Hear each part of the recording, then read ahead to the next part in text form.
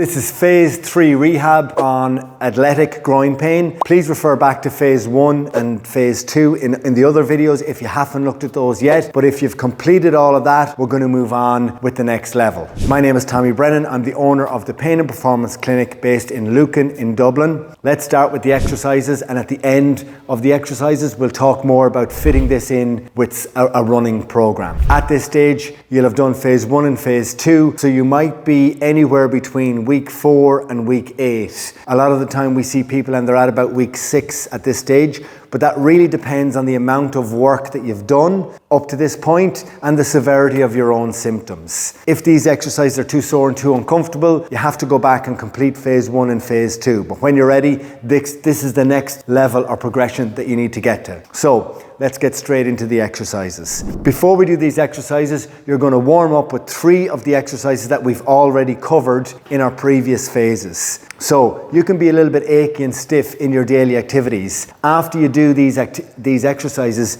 see them as a painkiller. Your pain will go away and it will allow you to move on to some of the more challenging exercises. So if you remember from our phase 1, we have the adductor squeeze with a trunk lift. Quite a bit of effort, 10 to 12 seconds, 10 reps in a set. You're going to do 2 rounds of that. And then we're also going to move on to our 2 standing band exercises. So we have from phase 2, we have the adductor one here like this, where you're feeling the adductor muscle work really hard. Again, going to the point where you could only do another 3 or 4 good reps. You do that on both legs. And then we follow this up with the running action one, which again works this area really hard, going to quite a high level in terms of like effort of an 8 out of 10. Done on both legs, and again 2 rounds of that. So there's 3 exercises there that you'll do 2 rounds of. It'll take about 15 minutes or so, and you need to do that before you move on to these exercises. That's your warm up on the day. So let's move on to our new exercises for phase 3. First one is a half Copenhagen. So this can be done on a chair, or if you're in the gym on a bench, and we're going to start off with a bent leg. So just going to bring that knee and foot onto the thing there. Yeah. Now what you're going to do is try and get your hips up and forward. There's a little bit of downward pressure through this knee. You're trying to get this hip up to the ceiling. We're going to hold it for 10 seconds like this. Downward intent through here, trying to get this up, feeling this area working hard. After 10 seconds, you're going to drop the hips down and again push through here and drive back up for 6 or 8 reps. Good, driving down and up. So drop down and up. Push. Good. So after your 10-second hold, we're going to go straight into 6 or 8 dynamic efforts, feeling this area working hard, and take a break. It might be 4 or 5 reps, but the point of it is work it. It should be very, very tired. It's quite an effortful exercise, and you're going to do that on both sides. Into our second exercise, and we're going to move on to our forward lunge with weight. So in around 7.5 kg is plenty with this. And again, the key point is all the intent is being done with this front foot.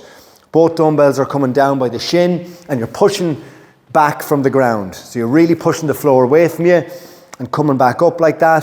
7.5 kg, anything from 10 to 15 reps depending on your own levels of conditioning. But in this exercise, you should feel the front leg doing a lot of work. So they'd be the 2 exercises there that you'd pair together. And you could do 2 or 3 rounds of that. Again, it depends on your own level of conditioning. You shouldn't be sore, especially after doing the 3 warm-up exercises, but that's quite tough and quite aggressive on the groin. And again, you'd need to have a good base done with your previous phases to be able to do these. So moving on to our third exercise. We've already done a bodyweight lunge in phase 2, so now we're adding weight to that. So same technique, all the intent through this outside foot, pushing back with that right foot, keeping the little toe on the ground here, and you're dropping the weight down into the inside of the shin.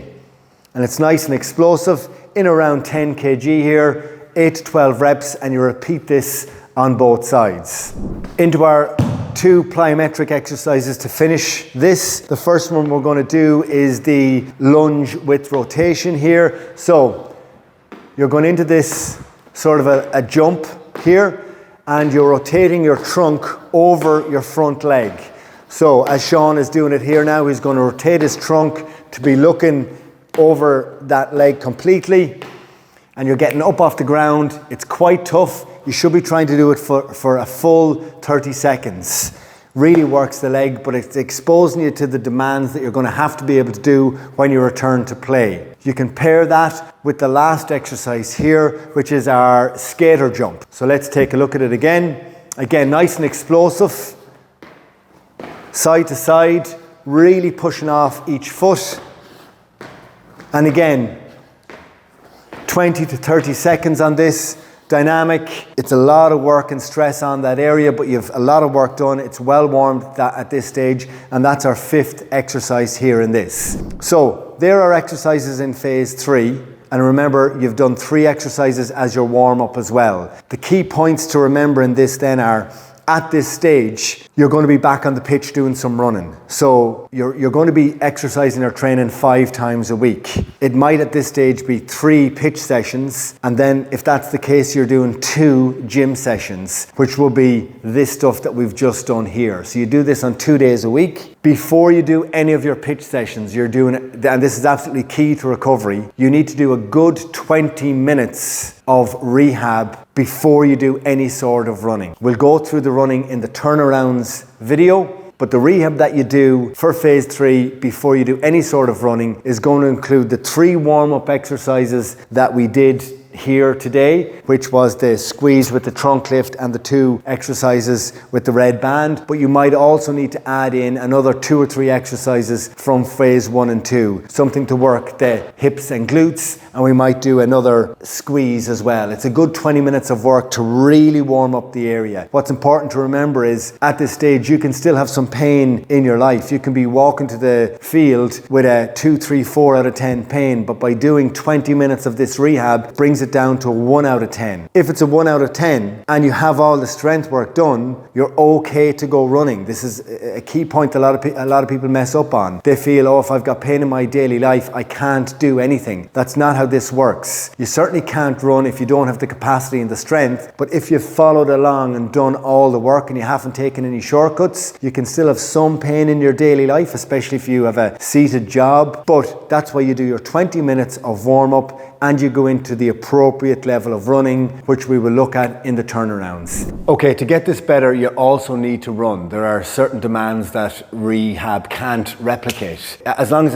it's at the appropriate intensity, that's fine, and it's important to do that. So let's look at sample running that you can do alongside this injury that you need to do. So here I've something laid out, 20 meters, 50 meters, 70 meters. So you build up here, you maintain the pace for this 30 meters, all the way through the line, you decelerate, turn around straight away, build up, maintain the pace, decelerate. So up is 1, down is 2, 3, 4, 5, 6. 6 runs is 1 set, rest for a minute or whatever you need to rest for, and you might do 5 sets of that, so it's 30 of these runs. Now what's key is the pace. Let's say you're going to start off with a pace that you can cope with. Let's put it at, say, 60%. So this is the area where you'll be doing your 60%. If you feel fine with that for 2 sessions, so fine during it and fine afterwards, then that indicates to you that you can move up in the pace. You don't necessarily move up every single session. Try and get 2 sessions done at 60% before you would turn that into 70% here. Once you get 2 sessions at 70%, we feel okay, move it up to 80%, 2 sessions of that, move it up to 90%. You might have to stay there a little bit longer, do some runs at 90, some runs at 80. You're trying to build, gradually expose it to higher paces. Having a very slight awareness is okay, but you shouldn't be suffering afterwards the next day. That's not, should you feel anything at all. You might feel a little bit, but by lunchtime the next day, it should be cleared, pretty much cleared. Again, if you have any questions on this, please feel free to comment below or reach out and we'll be glad to help.